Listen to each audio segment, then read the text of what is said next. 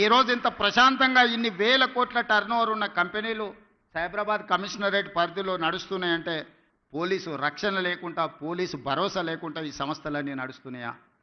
మరి వాళ్ళ corporate social responsibility అని అంటే పోలీసు పిల్లల చదువులకు అవసరమైన సహాయం అందించడం వాళ్ళ బాధ్యత కాదా? అందుకే ఈరోజు ప్రభుత్వ పరంగా ఎవరితో మాట్లాడాలో నాకు చెప్పండి, ఎవరితో అయినా నేను మాట్లాడతాను. మీ ఇన్ఫ్రాస్ట్రక్చర్ కాకుండా ఒక 100 కోట్లు మీ కార్పస్ ఫండ్ క్రియేట్ చేసుకొని ప్రతి రూపాయి కోసం గవర్నమెంట్ వైపు చూడొద్దు. బోర్డ్ ఆఫ్ డైరెక్టర్స్ కూర్చొని 100 crores మీ దగ్గర ఉంటే అందులోకి వెళ్ళి ఎవ్రీ ఇయర్ మీరు అకాడమిక్ ఇయర్ ప్లాన్ చేసుకోండి. ఆ బడ్జెట్ల నుంచి ఎట్లా ఖర్చు పెట్టుకోవాలో మీరే సొంతంగా నిర్ణయం తీసుకోండి. కార్పస్ ఫండ్ క్రియేట్ చేయడానికి అవసరమైన అనుమతులు ఏం కావాలో నాకు చెప్పండి. ఆ అనుమతులన్నింటినీ ఇచ్చే బాధ్యత నాది. యంగ్ ఇండియా అనే title, I have not created this title. Mahatma Gandhi has created this title 1921 నుంచి 1931 వరకు 10 years స్వతంత్ర పోరాటంలో ఒక పత్రికను నడిపిండి. ఆ పత్రిక పేరు young India. That was the voice of India. ఈ భారతదేశం యొక్క ఆత్మ యంగ్ ఇండియాలో ఉంది. యంగ్ ఇండియా సృష్టికర్త మహాత్మా గాంధీ. ఆ స్పిరిట్ నుంచే, ఆ స్ఫూర్తి నుంచే ఈరోజు యంగ్ ఇండియా బ్రాండ్ తెలంగాణ రాష్ట్రంలో క్రియేట్ చేసుకున్నాం. అందరు ముఖ్యమంత్రులకు ఏవైనా వ్యవసాయం ఉండొచ్చు, సాగునీరు ఉండొచ్చు, భోజనం పెట్టి ఉండొచ్చు. My brand is education and employment.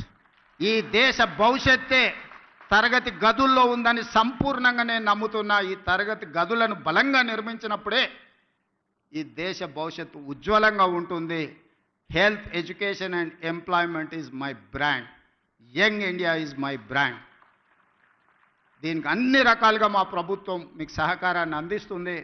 తక్కువ సమయంలో ఇంత మంచి క్యాంపస్ని క్రియేట్ చేసినందుకు అందరినీ మనస్ఫూర్తిగా అభినందిస్తూ పోలీస్ శాఖ సిబ్బందికి అందరికి సూచన చేస్తున్నాం, మీ పిల్లల్ని ఇక్కడ చేర్పించండి. వీలైనంత మేరకు మీ పిల్లల్ని ఇక్కడ చదివించుకోవడం ద్వారా మీ పిల్లల భవిష్యత్తును తీర్చిదిద్దుకోండి. గోయింగ్ ఫార్వర్డ్ ఏ విధంగా వాళ్ళకి ఇంకా మెరుగైన వసతులు ఏర్పాటు చేయాలనో అన్నిటినీ ఆలోచన చేద్దాం. ఎడ్యుకేషన్ విషయంలో ఏమాత్రం కాంప్రమైజ్ కాకండి. మనం నిర్మాణం చేసుకుందాం. పోలీస్ శాఖలో ఈ మధ్యలోనే క్రికెట్లో వరల్డ్ కప్ ఆడిన సిరాజుద్దీన్, ఈ has passed maybe 12th class. అన్ని ఎగ్జామిషన్స్ ఇచ్చి క్రికెట్లో రాణించినందుకు డిఎస్పీ క్యాడర్ పోస్ట్ మీ డిపార్ట్మెంట్లో ఇచ్చిన.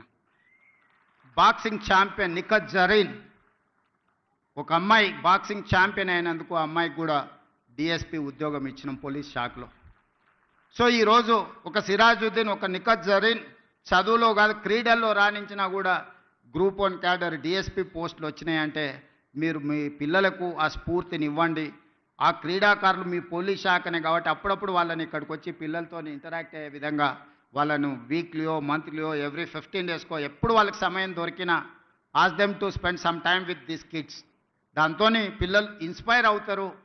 దాంతో వాళ్ళు కూడా ఒక బాధ్యత, వాళ్ళకు కూడా వాళ్ళ స్ఫూర్తితోని కొత్త క్రీడాకారులు తయారవుతే వాళ్ళకు కూడా వాళ్ళ వృత్తి సంతృప్తినిస్తుంది. ఆ విధంగా వాళ్ళకు కూడా డైరెక్షన్ ఇవ్వాల్సిందిగా డీజీపీ గారికి నేను ఆదేశిస్తూ ఇంత మంచి కార్యక్రమాన్ని ఏర్పాటు చేసిన మీ అందరికీ మనస్ఫూర్తిగా అభినందనలు తెలియజేస్తూ మీ దగ్గర సెలవు తీసుకుంటున్నాను. ధన్యవాదాలు మిత్రులారా.